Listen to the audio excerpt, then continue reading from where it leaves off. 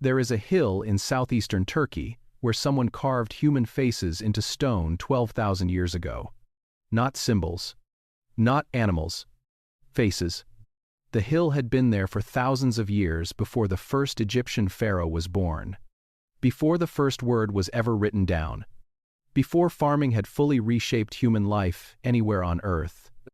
Errant, and yet someone climbed that hill, found the right stone, and made something that may have been more than decoration. Perhaps a memory. Perhaps a warning.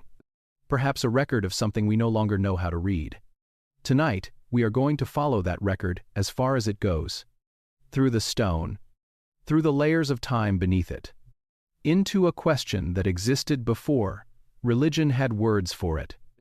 Before any mythology had formed to contain it. Before any tradition had developed to pass it down. Karahan Tepe may be one of the earliest known attempts by human beings to make memory permanent. We do not yet know what memory they were trying to keep. Settle in. Let your breathing slow. You do not need to hold on tightly. You do not need to remember anything. If you fall asleep somewhere in the middle, that is perfectly fine. The story will carry you, and you can come back to it another night. The stone has been waiting a very long time. It can wait a little longer. Chapter 1. The Other Site. Most people who have heard of this part of the world have heard of one name, Göbekli Tepe. It appeared in headlines around the turn of the millennium as one of the most significant archaeological discoveries in human history. A site in southeastern Turkey, on a hilltop overlooking the Karahan Plain, where hunter-gatherers had built massive stone enclosures with T-shaped limestone pillars up to 20 feet tall, carved with animals and abstract symbols. Dating to approximately 9,600 BCE. The site predated Stonehenge by more than 6,000 years. It predated the Great Pyramid of Giza by more than 7,000 years.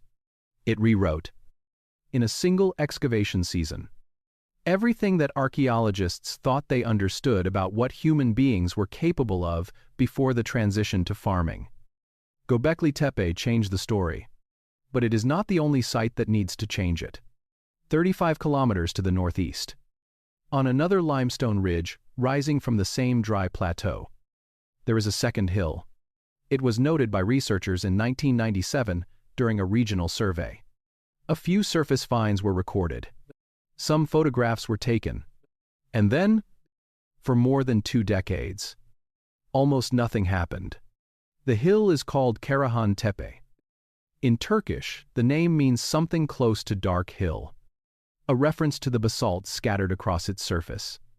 It does not sound like the name of a place that would force archaeologists to reconsider the origins of human civilization. It sounds like a geographic description, practical and unremarkable. The kind of name given to a landscape feature by people who passed it regularly and saw no particular reason to stop. For most of the 20th century, no one did stop. Systematic excavation at Karahan Tepe only began in 2019, led by Turkish archaeologist Necmi Karul of Istanbul University. Under the auspices of the Turkish Ministry of Culture and Tourism, the timing was not accidental. Göbekli Tepe had taken decades to excavate and had produced discoveries that nobody had been prepared for. Researchers in the region had begun looking more carefully at the surrounding landscape. And what they found was not one anomaly, but a pattern. Karahan Tepe was part of something larger. The Turkish archaeological community had identified a network of related sites across southeastern Anatolia, stretching roughly 200 kilometers in each direction. The network was given a name, Tas Tepeler, which translates approximately as Stone Hills. At the time of the most recent published surveys, at least 12 sites within this network have been identified and documented. Some have been partially excavated. Most have not. Karahan Tepe sits near the center of this network, geographically, and it is increasingly suspected. Symbolically, what the first systematic excavations revealed was a site that shared certain broad characteristics with Göbekli Tepe. The T-shaped pillars, The enclosures worked into bedrock. The clear evidence of organized communal labor on a scale that older models of prehistory said should not have been possible. But the site diverged from Göbekli Tepe in ways that were immediately and deeply puzzling. At Göbekli Tepe, the dominant imagery is animal: foxes, snakes, vultures, scorpion, wild boars, crans. The pillars are covered in carved wildlife, dense and complex, a visual vocabulary that researchers have spent decades attempting to decode. Human representation exists at Göbekli Tepe, but it is secondary. It appears at the edges of a tradition whose center is occupied by something else. At Karahan Tepe, the center is occupied by the human form. Not exclusively, and not simply, but with a directness and an intensity that has no clear parallel at Göbekli Tepe or at any other site of comparable age anywhere in the world. More than 250 T-shaped pillars have been identified at Karahan Tepe through surface survey and geophysical imaging. At the time, the most recent excavation seasons were completed. Only a small percentage of the site had been fully excavated. The pillars that remain underground are known to be there because ground-penetrating radar and magnetometry have traced their outlines beneath the soil. They are waiting. What the excavated portions have already produced is enough to make that waiting feel significant. There is a detail about the relationship between Karahan Tepe and Göbekli Tepe that popular accounts tend to overlook because it complicates the simple narrative of one great discovery. The two sites are not copies of each other. They appear to represent two distinct expressions of a shared cultural tradition. Two communities, or two lineages of communities, that were doing something related, but not the same. They were contemporary, they were geographically close, and they made different choices about what to put at the center of their stone enclosures. That difference is not a footnote. It is one of the most interesting questions the Tas-Templer network raises. Why? If these communities shared a tradition, did the people at Karahan Tepe turn so decisively toward the human face? What were they looking at? What were they trying to preserve? Those questions do not have settled answers. The excavations are ongoing. The ground beneath Karahan Tepe holds more than it has given up. But the questions themselves, the shape of the gap between what we know and what the site suggests, are worth sitting with before we go any further. Because the gap is not empty. It is full of something. We just do not yet have the language to say what. Chapter 2. Before farming had fully reshaped human life. To understand what Karahan Tepe is, you first have to understand when it is. And that requires a kind of mental effort that does not come naturally. Because the numbers involved are large enough to feel abstract. And abstract numbers do not produce the right kind of understanding.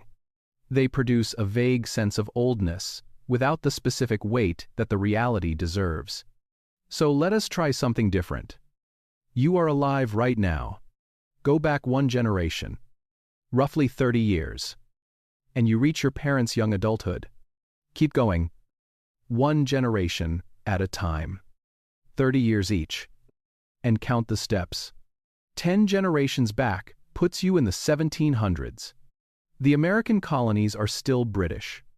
Most of Europe has never seen a steam engine. 30 generations back puts you in the 1100s. Notre Dame Cathedral has not yet been built. The Mongol Empire does not exist yet. 100 generations back puts you near the time of Julius Caesar. Rome is at the height of its republic. 400 generations back puts you at the construction of the Great Pyramid of Giza. Writing has been invented. Egypt, Sumer, and the Indus Valley are alive and functioning. Now keep going. 400 more generations. 800 total from where you are sitting right now. That is approximately where Karahan Tepe sits. Let that number settle before we move on.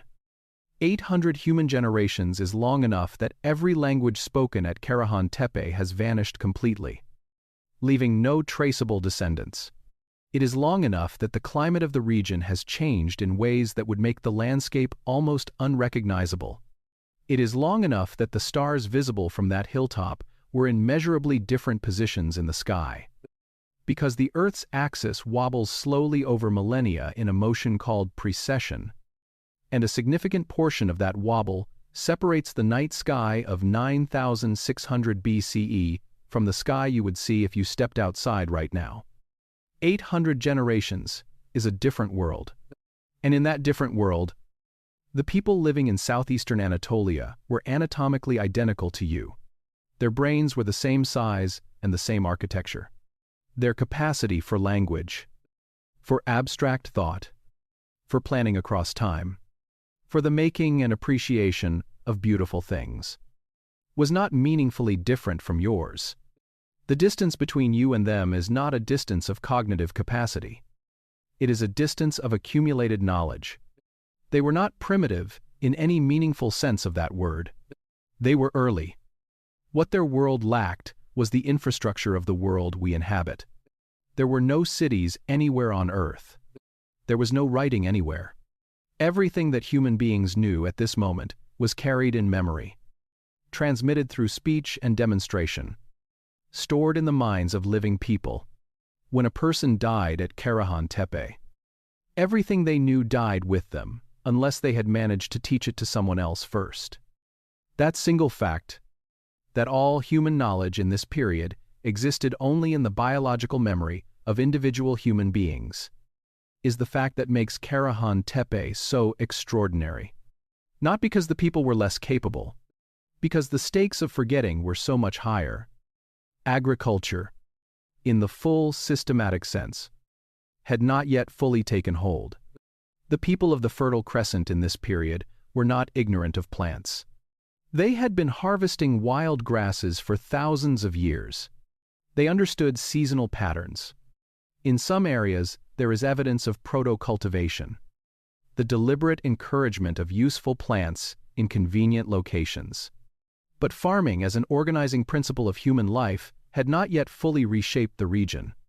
The people at Karahan Tepe were living in the transition, at the edge of a transformation so profound that its effects are still unfolding in the world we inhabit. And in that transition, they built something that required a level of social organization that the older models of human prehistory said should not have been possible yet.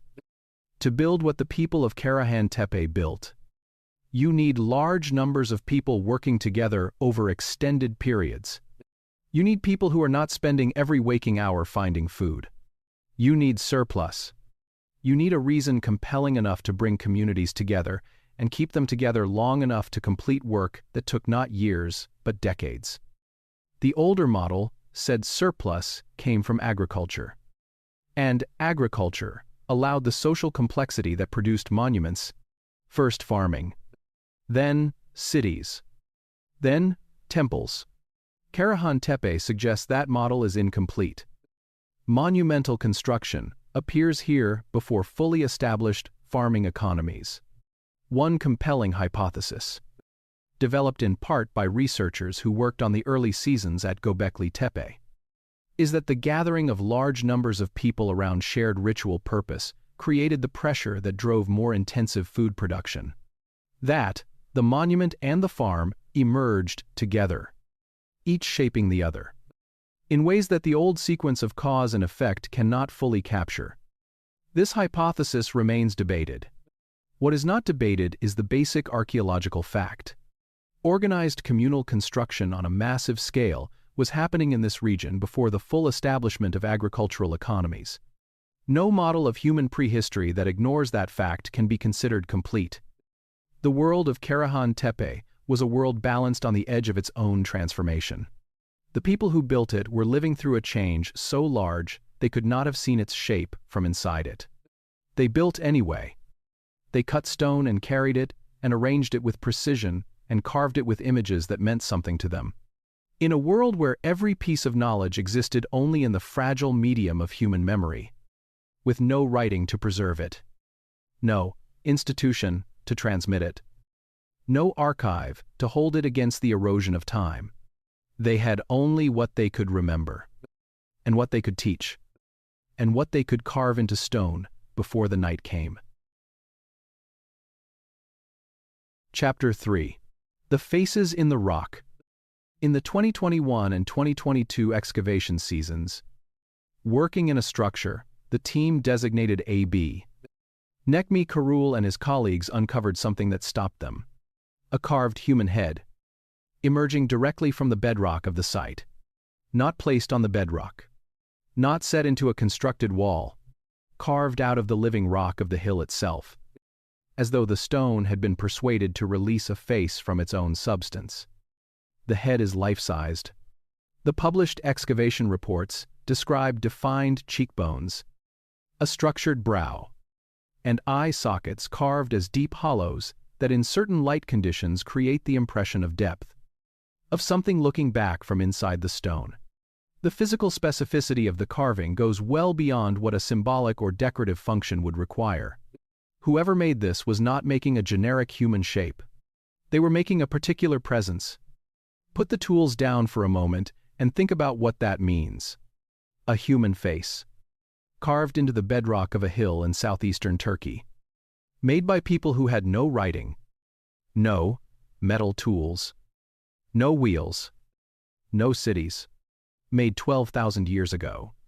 And the physical detail of it is specific enough that the question researchers now ask is not what it represents in general, but who or what it represents specifically. That is a different kind of question. It is the kind of question you ask about a portrait. To understand why this matters, you need to know what the comparable site was producing. At Göbekli Tepe, 35 kilometers to the southwest. The visual language is predominantly animal. Foxes, snakes, vultures, wild boars, cranes, scorpion. The pillars are covered in carved wildlife, rendered with naturalistic attention, in poses that suggest movement and specificity. Human representation exists at Göbekli Tepe, but it is secondary. Some of the large central pillars carry arms carved in low relief, suggesting they may represent stylized humanoid figures. But the center of the visual world at Göbekli Tepe is not the human face. At Karahan Tepe, this is inverted. The human form does not appear at the edges. It appears at the center. It appears carved into bedrock itself, the most permanent surface available to anyone working without metal tools. Carving into bedrock is not a casual choice. It is a statement about permanence. What is carved into bedrock becomes part of the hill. It cannot be moved. It cannot decay through the ordinary processes that claim everything assembled from separate pieces. It is as close to forever as anyone without concrete or steel could get. The decision to put human faces there, in that most permanent location, is a decision that demands an explanation. One possibility is that the faces represent specific individuals, ancestors whose memory the community needed to preserve, people whose presence the community needed to maintain in some form after their physical death.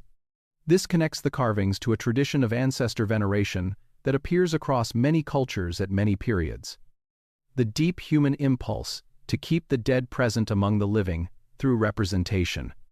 Another possibility is that the faces represent categories of being understood as powerful and present even after death.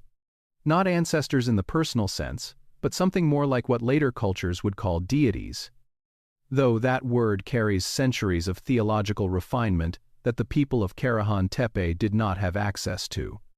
A third possibility, the one that sits most uncomfortably because it resists easy categorization, is that the faces represent something for which we do not yet have the right vocabulary. A category of presence that exists at the boundary between the human and whatever these people understood to lie beyond it. We do not have a word for it because our languages were shaped by cultures that had already worked out their relationship to the dead and the sacred through thousands of years of accumulated tradition. The people of Karahan Tepe were working that out for the first time. Among the carved figures recovered from the excavations is a human representation that the published reports describe as notable for its posture and its apparent state. A figure that appears to be in a position suggesting distress, or transformation, or something that sits between those two things. The interpretation remains genuinely open and careful researchers say so. But notice what kind of debate that is. We are not debating whether an ancient carving represents a standing figure or a sitting one. We are debating what psychological state it depicts. That is the kind of conversation you have about a painting in a museum. It assumes the image was made with expressive intent, that the maker was trying to communicate something specific about an inner state, that the difference between calm and distress in a carved face was a difference the maker cared about getting right. The people who made these faces cared about that difference. 12,000 years ago, in a world without writing, or cities, or any of the institutions we associate with civilization, someone stood in front of a piece of stone and worked until the stone showed exactly the right expression. That person was not so different from us. The faces are still there. The hollowed eyes still catch the light in that particular way. And the questions they carry, the ones that existed before any religion or philosophy had developed to address them. Those questions have not changed in 12,000 years. They were there before we arrived. They will be there after we leave. Chapter 4. The enclosure that should not exist. There is a way of building that adds. You gather materials. You stack them. You assemble pieces into a structure that rises above the ground it stands on. This is how almost every monument in human history was made. The pyramids of Egypt are addition. Stonehenge is addition. You take what the earth provides, and you build upward from it.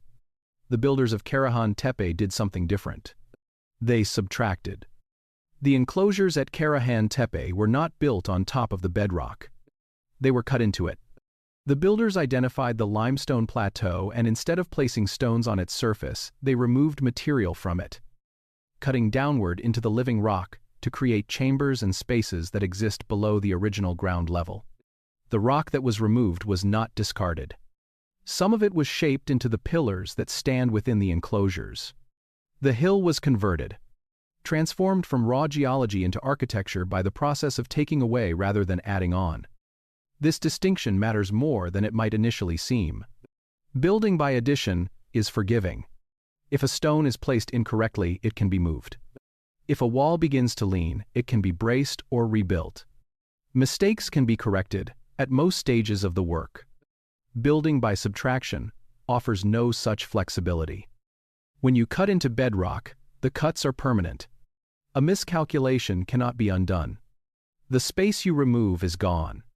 What this means in practice is that the builders had to know, before they began cutting, what they intended to create. They had to carry the finished form of the enclosure in their minds before a single flint tool touched the rock surface. They needed something that functions. In cognitive terms, like an architectural plan, a prior conception of the completed space precise enough to guide the removal of material in the right sequence and in the right quantities. Consider what that requires. No paper, no writing, no formal architectural tradition, no precedent from any other culture anywhere in the world, because nothing like this had been built before.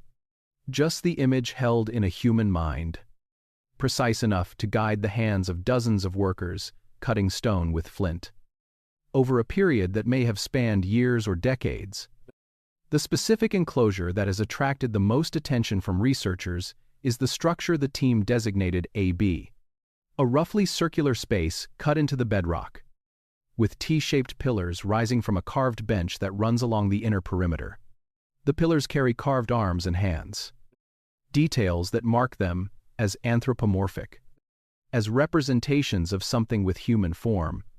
The central space is open, oriented to receive light at specific times of year. The dimensions and proportions of the enclosure suggest deliberate design, a sense in which the space was structured to produce specific effects on the people inside it. Effects of scale, of orientation, of the relationship between the human body and the surrounding carved figures. The proportions and orientation suggest the space was designed to produce a specific experience. Someone cared, 12,000 years ago, about how it would feel to stand in that room. Among the finds associated with the site are human skull fragments that appear to have been deliberately placed within the architectural fabric rather than in a burial context. The interpretation of these remains is genuinely contested, and the honest position requires presenting the range of serious possibilities. One interpretation draws on the broader phenomenon of skull curation documented at multiple sites across the ancient Near East in this period. At Neolithic Jericho, skulls were plastered and painted, apparently to preserve and honor specific individuals. At Karahan Tepe in southeastern Turkey, a structure, sometimes called the Skull Building, contained hundreds of skull fragments in what appears to have been a deliberate accumulation. If the skull fragments at Karahan Tepe belong to this same tradition, they may represent the community's practice of keeping specific people present within the spaces built to hold their memory. Not gone, not buried and forgotten, present. In the walls, in the room where the community gathered. A second interpretation focuses on what that placement might have meant. Skull fragments woven into walls rather than placed in pits or on floors may have been understood as giving the building a quality it could not otherwise have. A material connection to specific people whose substance was literally part of the structure. Both interpretations point toward the same underlying question. The people who built the AB enclosure were thinking carefully about the relationship between the living and the dead, about what it means to make a space that holds both, about what the human body becomes after the person who inhabited it is gone. These are not primitive questions. They are the foundational questions of every religious and philosophical tradition that human beings have ever developed. The people at Karahan Tepe were asking them in stone, without any tradition to guide them, working out the answers as they cut deeper into the hill. Outside the AB enclosure, the geophysical surveys have traced the outlines of additional enclosures still underground. Additional pillars, additional carved surfaces that no one has seen since the day they were covered. The site extends well beyond what has been excavated. Multiple phases of construction suggest a place added to and modified over a period that may span centuries. Each generation receiving what the previous generation had left and continuing the work, inheriting not just the stones, but the purpose that the stones were meant to serve. That chain of transmission, from builder to builder across generations, without writing, sustained only by the determination to keep passing the knowledge and the purpose forward, is one of the most remarkable things about this place. The enclosure exists because generation after generation decided it was worth the effort to make it exist. We are still learning what that effort was for. Chapter 5.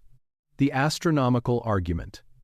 On a clear night at this latitude, far from any city, the Milky Way is not a faint smear at the edge of vision.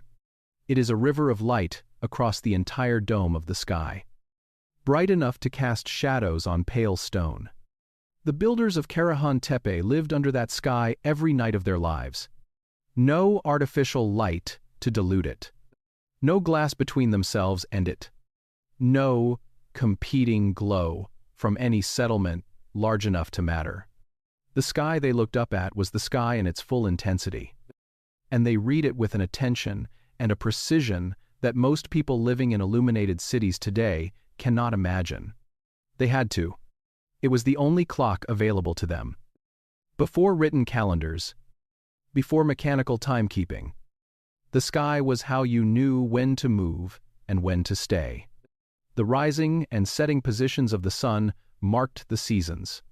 The phases of the moon provided a shorter cycle.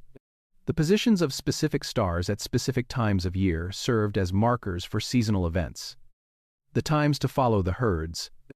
The times to expect the gazelle migrations across the Heron Plain. The times when specific plants would be ready to harvest. A child growing up at Karahan Tepe would have learned the sky the way a child today learns to read. not as an abstract subject but as a living system of information that the world required you to understand in order to survive in it. And the accumulated knowledge of generations of sky watchers, the specific rising points of specific stars, the precise moments when the sun reached its northernmost and southernmost positions on the horizon, was among the most valuable knowledge any community possessed. The question that researchers have brought to sites like Karahan Tepe and Göbekli Tepe is whether the orientations of the stone enclosures reflect that accumulated knowledge, whether the builders deliberately aligned their structures with significant celestial events.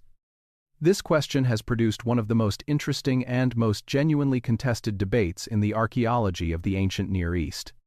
And it is important to present that debate honestly, rather than resolving it prematurely in either direction. At Göbekli Tepe, the debate sharpened considerably with the publication of a paper by Martin Sweatman and Dimitri Tsikritsis in the journal Mediterranean Archaeology and Archaeometry in 2017. Sweatman and Tsikritsis proposed that a specific carved pillar at Göbekli Tepe, commonly called the Vulture Stone or Pillar 43, recorded a catastrophic astronomical event using animal symbols that corresponded to star constellations as they would have appeared from the site, approximately 11,900 BCE. This is a published and peer-reviewed hypothesis. It is not fringe speculation. It is also not a mainstream consensus position. Prominent archaeologists working on the Göbekli Tepe excavations have expressed serious skepticism. Their central objection concerns methodology. Identifying constellations in carved animal imagery requires assumptions about how the builders conceptualize the sky that cannot be independently verified from the material evidence. If you are free to choose which carved animals correspond to which star groupings, you can find patterns that appear meaningful but may be the product of selective matching rather than genuine encoding. This is a legitimate concern. It does not make the hypothesis wrong. It makes it unverified.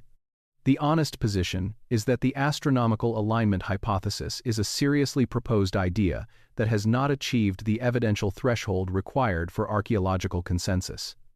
It may be correct. It may be partially correct. It may be wrong.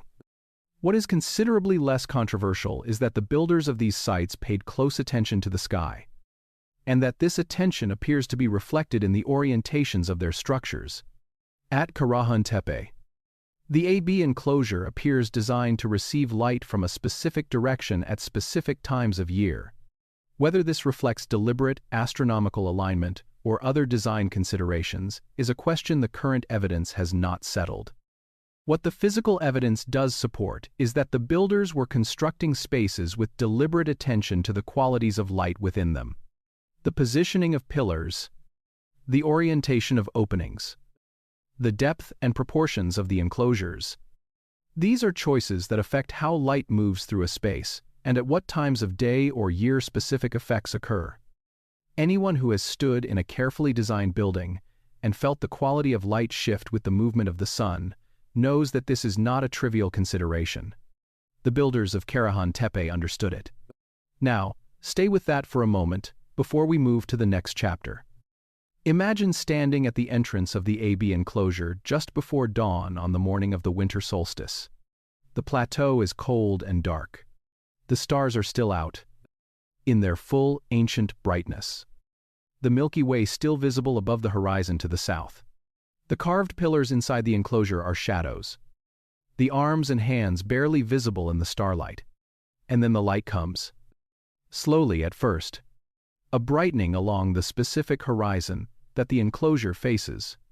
The carved faces on the walls catching the first light in a particular way. The deep hollows of the eye sockets darkening as the surrounding stone brightens, producing the impression that something inside them is looking out. Whether the builders intended this specific effect on this specific morning or not, they built something capable of producing it. They built something that gathered the available light and directed it in ways that changed how the space felt, how the carved figures appeared, how a person standing inside it would have experienced the relationship between the stone and the sky. They were not passive in their relationship to the heavens above them. They were paying attention, and what they may have seen in that sky, in the centuries before Karahan Tepe was built, is the subject of the next chapter. Chapter 6. A Catastrophe Before Memory. There is a boundary in time that most people have never heard of. It does not have the name recognition of the extinction of the dinosaurs, or the eruption of Vesuvius, or the fall of Rome. It does not appear in most history textbooks, because what happened at this boundary occurred before history, before writing, before any human institution capable of keeping a record had come into existence. But in terms of its effects on the living world, and on the human beings who inhabited that world, this boundary is one of the most significant transitions in the last 100,000 years of Earth's climate history. It is called the Younger Dryas, and it began approximately 12,900 years ago. To understand what the Younger Dryas was, you need to know where it came from.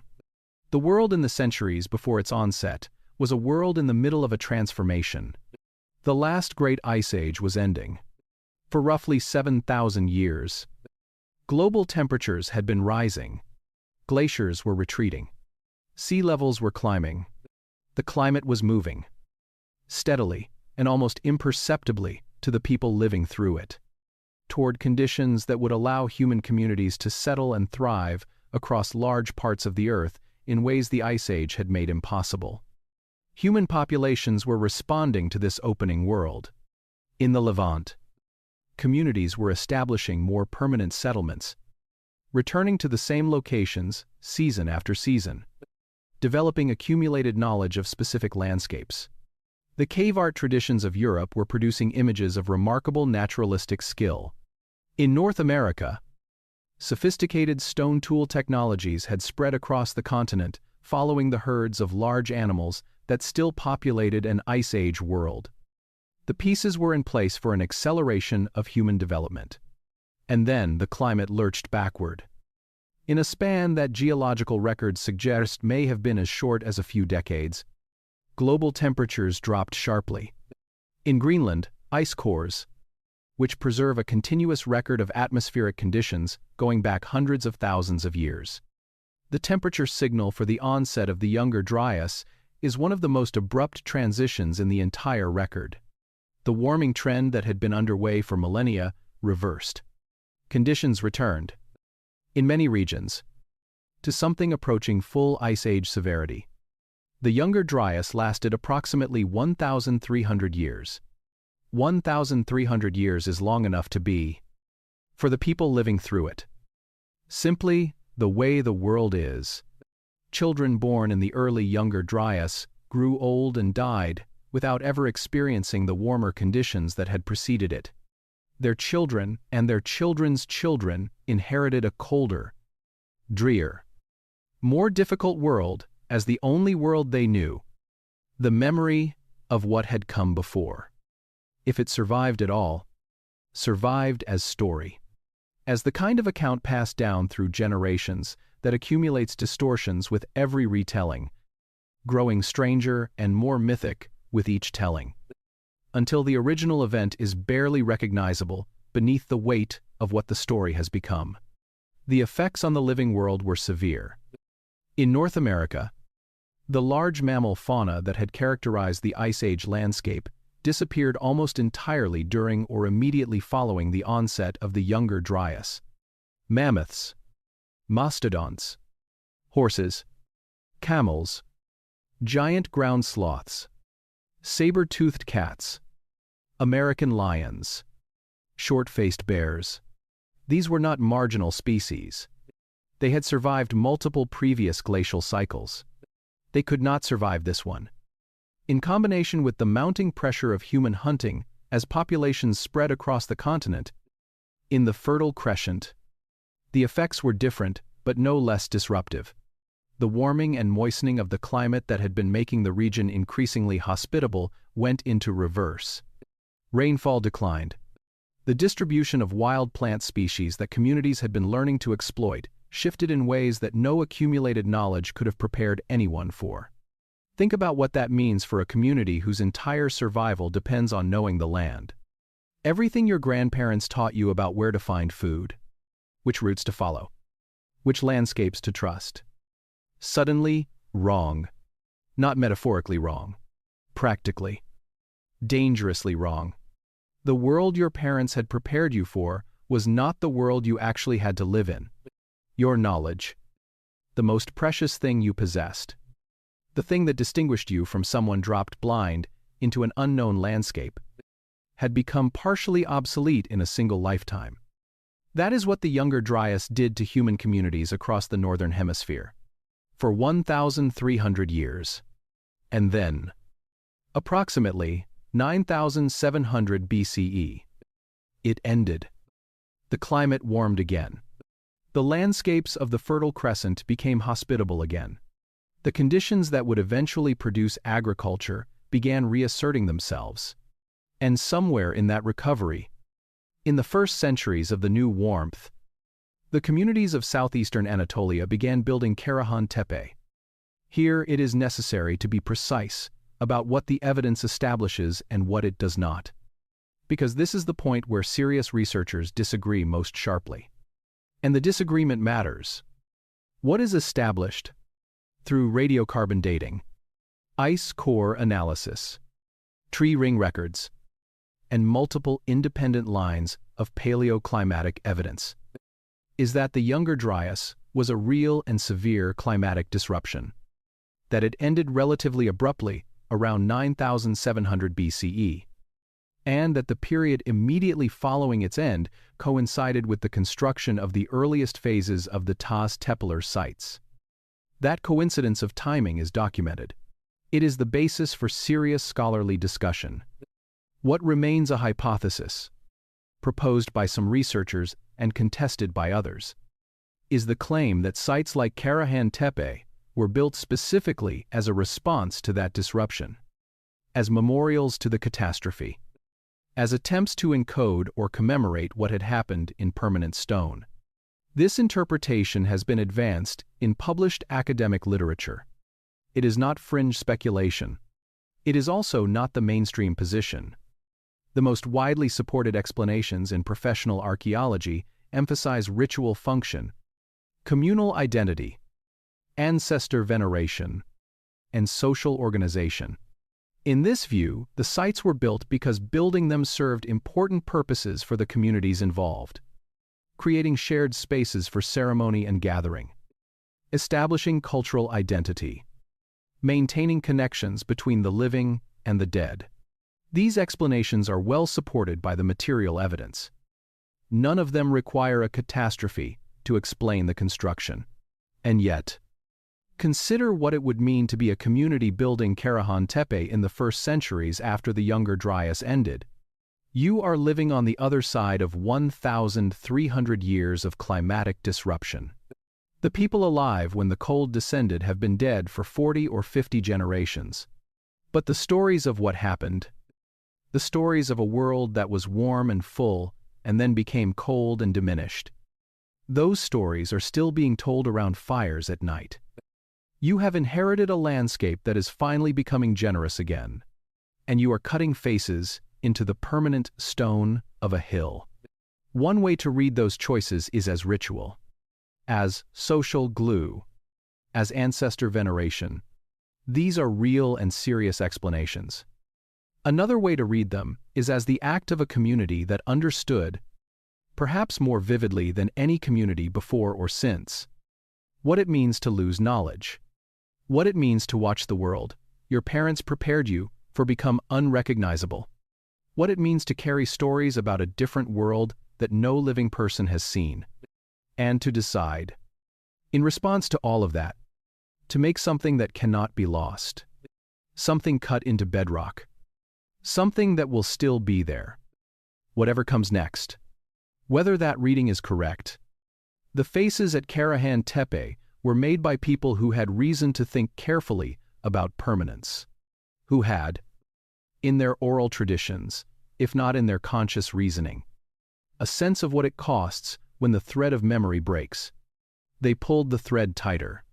In stone. Chapter 7. The people who built it. They did not have names. In the sense that history preserves names, no inscription records what they called themselves, or what they called each other, or what words they used for the things they loved and feared. No king list includes them. No mythology names them as ancestors. Whatever threads connect the people of Karahan Tepe to any living tradition are too attenuated and too uncertain to trace with confidence. We know them only through what they left in the ground. And what they left in the ground is more than you might expect. Begin with the tools. The builders of Karahan Tepe worked primarily with flint and obsidian.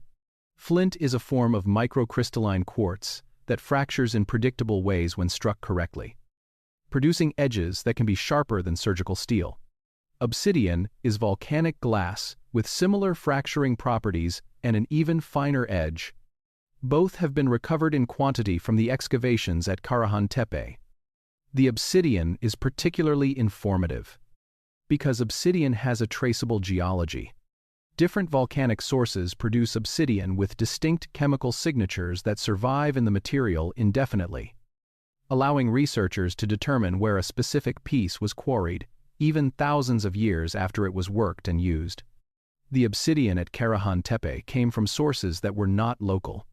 It was transported to the site from volcanic regions at considerable distance, which means that the people who built Karahan Tepe were connected to networks of exchange that extended well beyond their immediate landscape. They were not isolated. They were participants in a web of relationships spanning hundreds of kilometers. Relationships that required communication, trust, and sustained social contact across communities that may never have occupied the same place at the same time. Someone, somewhere along those networks, knew that obsidian from a specific volcanic source was worth the effort of transporting it to a hilltop in southeastern Anatolia, and someone at Karahan Tepe valued it enough to use it there.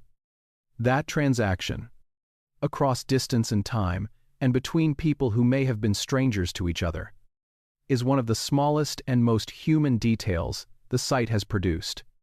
The faunal remains tell a complementary story. Gazelle are the most common species represented in the animal bones recovered from the site, consistent with what we know about subsistence patterns in the region during this period. Gazelle were migratory animals that moved through the Haran Plain in large numbers at specific times of year, and communities that knew the landscape well could intercept these migrations with coordinated hunting strategies that produced large quantities of meat in a short period.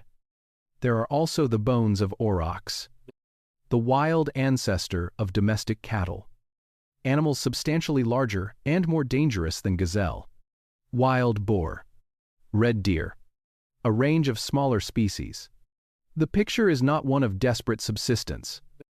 The people at Karahan Tepe were not struggling at the edge of starvation, spending every available hour in the effort to feed themselves. The landscape they inhabited was rich enough, and their knowledge of it deep enough, that they had time for the kind of sustained communal effort that the construction of Karahan Tepe required. Time to plan, time to teach, time to stand back from the work and consider whether what was being made was right. Now, try to inhabit that world for a moment. You live in a community drawn from multiple groups across the region, because no single settlement likely had the population to sustain this construction alone. You move with the seasons, following the patterns of animal migration and plant availability that you have learned from the people who taught you how to live in this landscape. You know this territory with an intimacy that most people today have no equivalent for. The specific draws and ridgelines where the gazelle can be intercepted, the water sources that remain reliable through the dry months, the places where certain plants grow that can be harvested and stored. Everything you know lives in your memory. There is no other place to put it. And there is a hill. You have known the hill since you were a child. Your parents knew it. Their parents knew it before them. On the hill, there is something being built, something that has been under construction for longer than any living person can remember. A project that you inherited the same way. You inherited the knowledge of where the gazelle run and where the water holds. You know that cutting stone is hard. You know it from the calluses on your hands and the hours spent working flint against limestone, watching the dust rise, feeling the vibration travel up through your grip.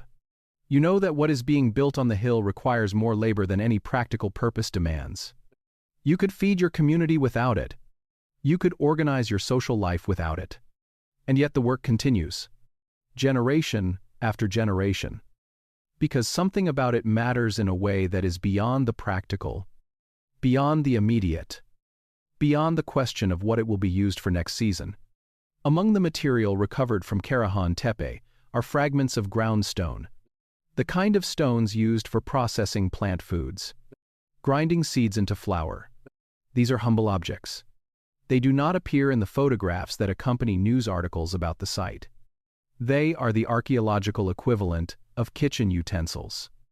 But they are there, in the same layers as the carved pillars and the anthropomorphic figures, which means that the people who built Karahan Tepe also ground their food there. They ate there. They lived there, at least for extended periods. In the ordinary rhythms of daily life, alongside whatever ritual or commemorative function the site served, they were not separate from their monument. They inhabited it. The people who carved the faces in the rock were the same people who ground the grain. They looked up from the millstone and saw the face in the stone, looking back at them. Whatever that face meant in the world they lived in, whatever weight it carried in their understanding of the dead and the living and the relationship between the two. It was part of their daily life, not set apart from it, woven into it, like a photograph of someone you have lost, placed where you will see it every morning, present in the ordinary, refusing to be forgotten. Chapter 8. What was deliberately buried? Someone made a decision. Not a small one. Not the kind of decision that happens gradually, through neglect and drift and the slow erosion of habit. A deliberate decision, requiring organized effort, involving many people, taking real time and real labor to carry out. The decision was to bury everything they had built. Not metaphorically, not through the slow accumulation of wind-blown soil that covers most ancient sites over millennia, with fill that was carried to the site and deposited layer by layer, packed tightly enough to seal the enclosures completely, covering the carved faces and the anthropomorphic pillars and the carefully oriented chambers in the darkness of compacted earth. At Göbekli Tepe, the evidence for deliberate infilling is unambiguous. The enclosures were filled with a mixture of flint fragments, animal bones, stone tools, and compacted soil, packed tightly enough to preserve the carved pillars beneath in the condition that allowed researchers to find them largely intact after thousands of years underground. The fill was not random debris blown in by wind or washed in by rain. It was deposited with apparent intention. At Karahan Tepe, the picture emerging from recent excavations suggests a similar pattern. The site was not abandoned the way most ancient sites are abandoned, through gradual decline and eventual neglect. It was closed. The distinction between abandonment and closure matters. Abandonment is passive. It happens when people stop coming back. The roof falls in. The walls crumble.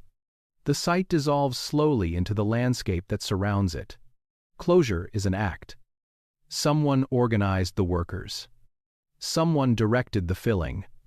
Someone made sure that what had been built was covered completely, sealed against the surface processes that would otherwise have degraded it.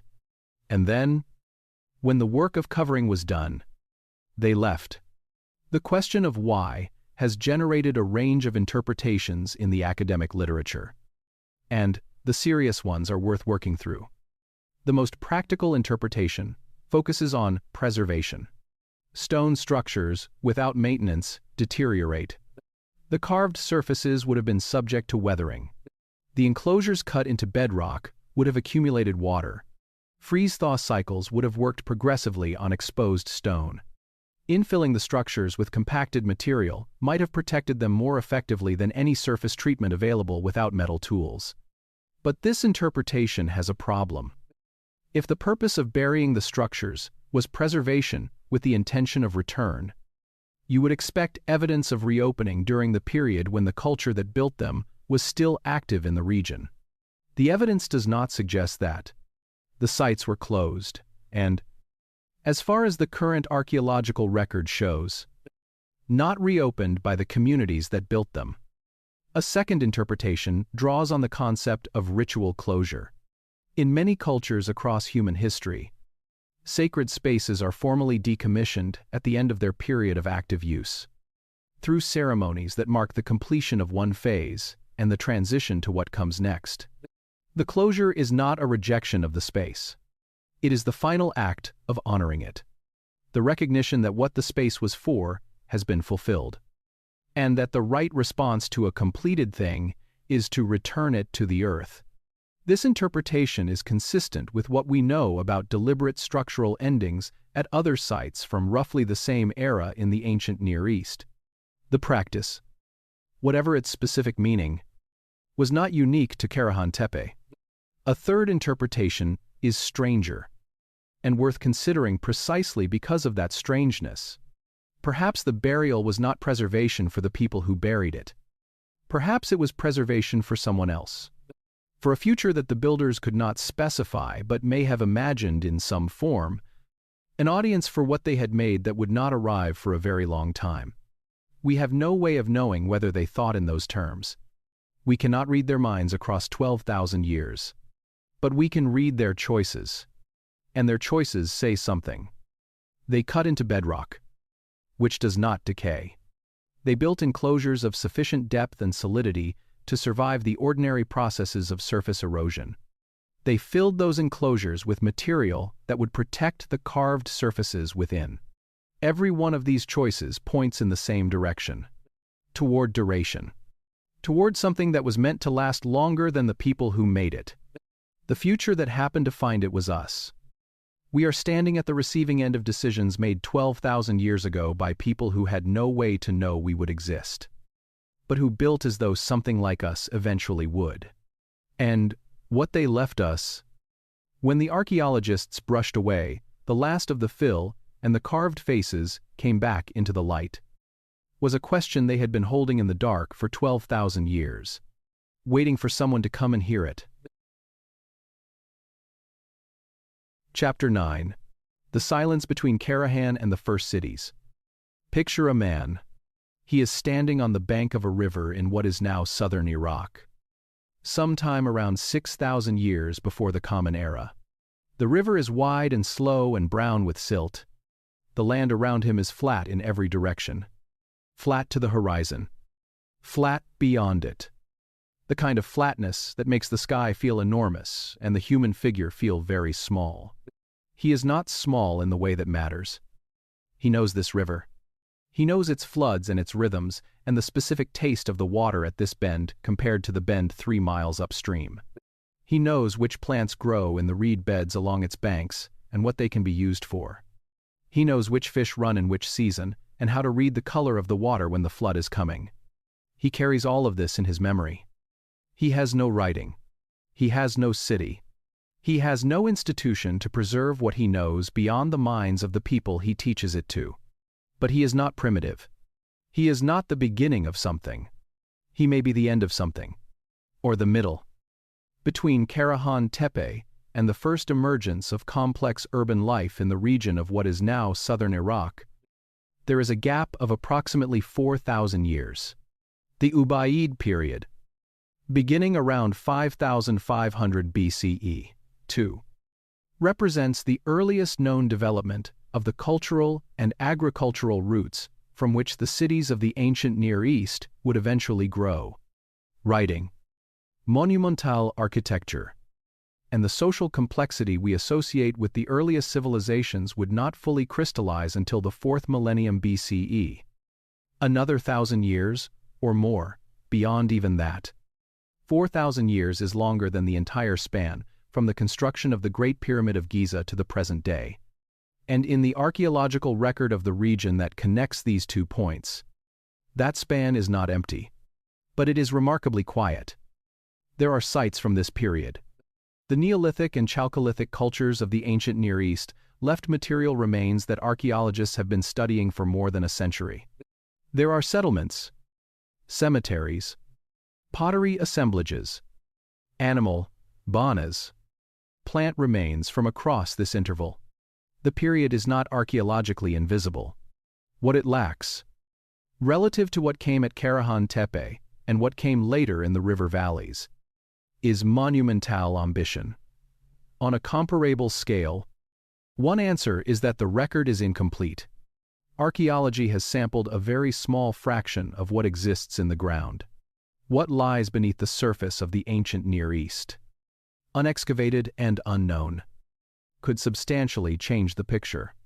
But there is another answer, and it connects to something important about the physical shape of the ancient world.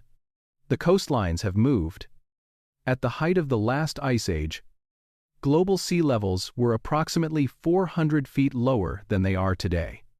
As the ice sheets melted, those levels rose, flooding the shallow continental shelves that had been exposed during the glacial maximum.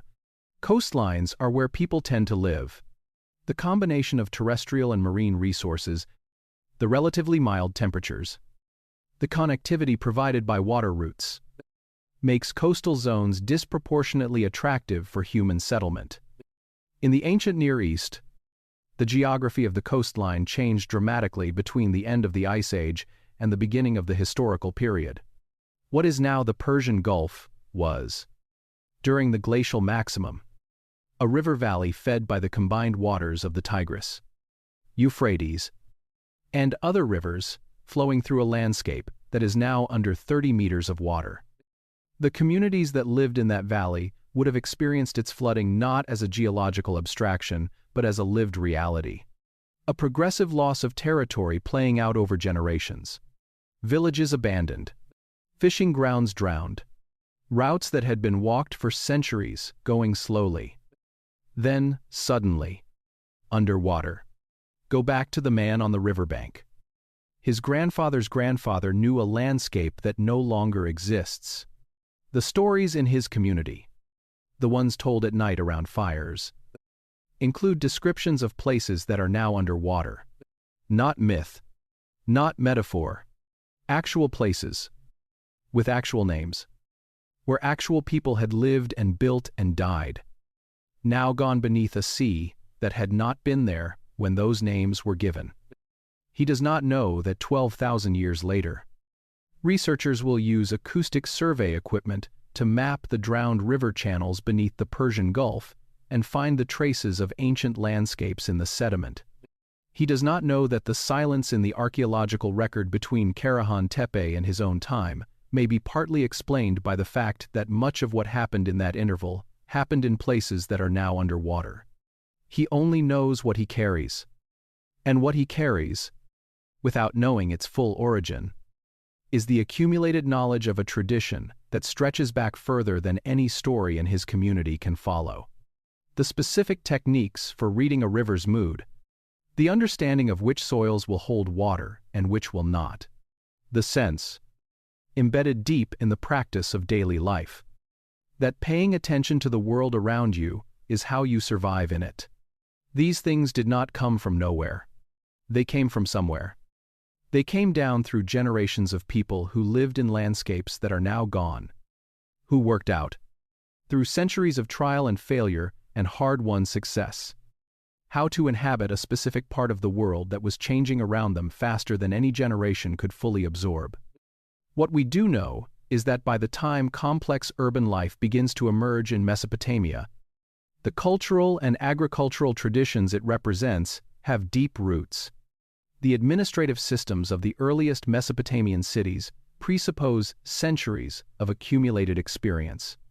The religious frameworks of the earliest written texts presuppose mythological traditions of considerable complexity that were not invented in the generation before they were written down. Something preceded the first cities. something substantial and long developing.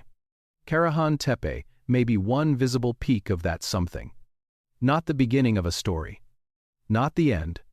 A moment when the thread surfaced above the ground long enough to be seen, before going back underground and continuing through the long silence toward the river valleys, where it would eventually surface again in the form of cities and writing and all the institutions we associate with civilization. The thread did not break. It just went somewhere we have not yet learned to look. Chapter 10. What the carvings may be saying. There is a particular kind of attention that a carved face demands. Not the attention you give to a painting, where the frame tells you that what you are looking at is art, and the appropriate response is aesthetic appreciation at a comfortable distance. Not the attention you give to a religious icon, where the tradition surrounding the object tells you exactly how to relate to it, what the face means, and what it wants from you. The faces at Karahan Tepe come without instructions. There is no tradition that tells you how to stand in front of them. There is no text that explains what they represent. There is no living community that maintains a continuous practice of relating to them in a specific way. Because the community that made them has been gone for 12,000 years, and whatever understanding they had went with them. What remains is the face. And the face does something. It sits at the edge of every category you bring to it. Too old to be art in the museum sense. Too material and specific to be myth. Too deliberately made to be accident. Too human to be simply geology. Not quite fitting any of them. That experience of encountering something that resists your categories may be the most honest response available to anyone who engages seriously with this place. And it may also be the most instructive. Because the people who made these faces were also working at the edge of their categories, they were living at a moment before the frameworks that human beings use to organize their experience of the world had been fully developed. Before religion existed to contain experiences of the sacred. Before art existed as a distinct category. Before philosophy existed to contain the questions the human mind generates when it turns on itself and asks what it is and why it is here. They had the impulse to make. They had the questions. They did not yet have the frameworks. What they had instead was stone. One way to read the carvings at Karahan Tepe, and it is one reading among several serious ones, is as an attempt to maintain relationship across the boundary of death. Whether the faces represent specific ancestors, or categories of powerful being, or something for which we do not yet have the right vocabulary. The underlying impulse can be read as the same. The impulse to keep someone present who is no longer physically there. To cut a face into permanent stone so that the presence it represents cannot be entirely dissolved into the silence that follows death. This impulse is the foundation of every religious tradition that has ever existed. It is behind every grave marker, every portrait, every ritual that maintains the presence of the dead among the living. At Karahan Tepe, something like this impulse may be visible in its earliest known form. Before religion had developed the doctrines to channel it, before philosophy had developed the concepts to analyze it, before any tradition had formed to pass it down. Just the impulse itself, cut directly into stone, at full human scale. Looking out from the bedrock of a hill in southeastern Turkey, there is a second thing the carvings may be saying. Quieter than the first, but in some ways, more remarkable. Bring together everything assembled across the preceding chapters. The community's building at the end of a severe climatic disruption. The oral memory of generations that had survived a transformation of their world. The organizational capacity to coordinate labor across extended periods.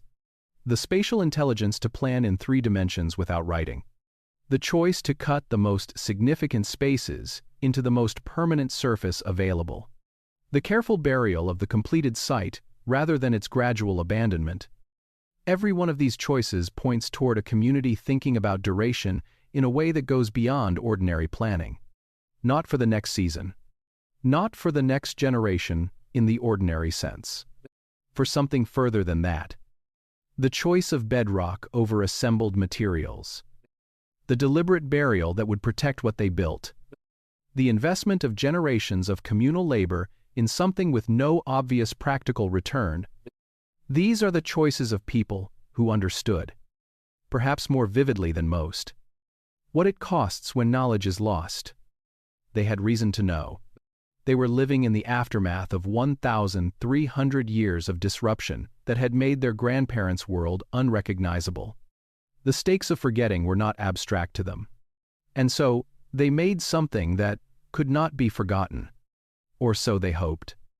We can sense that the faces may have been meant to speak. That they carry an intent that goes beyond decoration, beyond the practical, beyond even the ritual purposes that mainstream archaeology most comfortably assigns to them. What exactly they were meant to say. The language they speak is older than any language we know. Learning to read it will require not just better archaeological techniques and more excavation seasons, though all of that matters enormously. It will require the willingness to sit with the face long enough to let it ask its question, rather than rushing to answer it in terms our existing categories already provide. The carvings at Karahan Tepe are not waiting for us to explain them. They are waiting for us to understand them. Those are different things. And the distance between them is exactly the distance between knowing that a face is speaking and knowing what it is saying. We are somewhere in that distance right now. Moving, slowly and carefully, in the right direction. Chapter 11. The excavation that is still happening. Every excavation season at Karahan Tepe ends the same way. The tents come down. The tools are packed. The trench edges are protected against winter rain and the freeze-thaw cycles that work on exposed limestone during the cold months. The site is covered and secured. And the researchers leave, carrying their notes and their photographs and their measurements and the particular quality of attention that comes from spending weeks in close contact with surfaces that have not been seen in 12,000 years. And the site waits. It has always been good at waiting. The geophysical surveys conducted across the site have produced maps of what lies underground, traced in the language of magnetic anomaly and radar reflection. Outlines of buried structures rendered as patterns of data that researchers learn to read the way a doctor reads an imaging scan. Those maps show enclosures that have not been opened, pillars that have not been seen, carved surfaces that have been underground since the day they were covered, waiting in the dark. At the current pace of excavation, fully investigating Karahan Tepe will take decades. Some of what the site contains will not be seen in our lifetimes. Some of the questions it raises will not have answers available to anyone alive today. That is not a reason for frustration. It is a reason for something closer to awe. The broader Taz Tepeler network extends this picture across an entire region. At least 12 sites have been identified. Each represents its own set of questions, its own buried enclosures, its own carved surfaces waiting for the excavation seasons that will bring them to the surface. The research program, implied by the full investigation of this network, will occupy archaeologists for generations. Each season adds something unexpected. The 2021 season produced the carved human head in the AB enclosure that changed how researchers understood the relationship between Karahan Tepe and Göbekli Tepe. The 2022 season deepened that understanding, with additional anthropomorphic figures and architectural details that confirmed the deliberate and sophisticated nature of the human imagery at the site. Subsequent seasons have continued to produce material that the published reports describe, with the careful language of professional restraint, and that nonetheless, even in that language, carries the quality of genuine surprise. This is a site that keeps surprising the people excavating it. There are questions that the current state of research cannot answer, and naming them clearly is more honest than papering over them. We do not know the full spatial extent of Karahan Tepe or how many enclosures it contains. We do not know the complete range of imagery preserved there. We do not know the precise relationship between the different phases of construction or how long the site was actively used. We do not know what ceremonies were performed in the enclosures, what sounds were made, What words were spoken?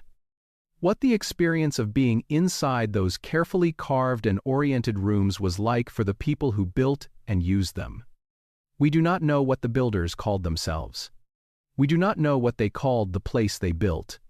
The name Karahan Tepe is a modern description of a landscape feature. The name the site had for the people who spent generations building it. The name they spoke when they told their children why the work mattered and why it had to continue. That name is gone. Some of these gaps will narrow as the excavations continue. New technologies will help.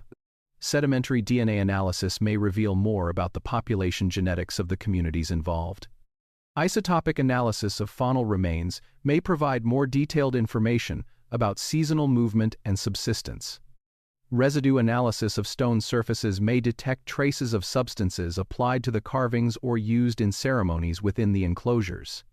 Other gaps will not close. What people believed, what they felt, what they were trying to say with the choices they made. These things leave traces in stone and bone and soil. But the traces are indirect. The distance between the trace and the meaning behind it is a distance that archaeology can narrow, but perhaps never fully close.